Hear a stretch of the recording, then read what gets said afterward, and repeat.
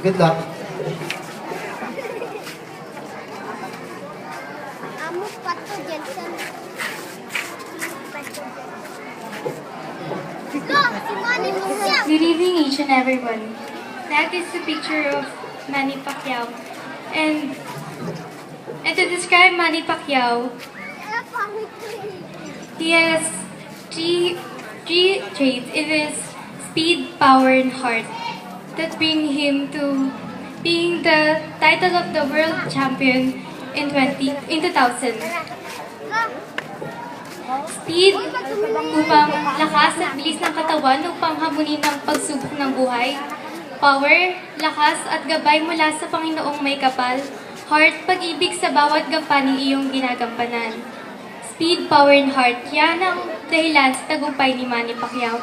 And tonight, I stand before you as the epitome of beauty with a purpose, holding myself out in this community, as soon to be a servant, having speed, power, and heart.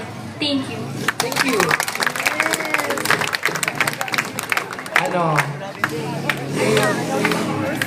Panga kayo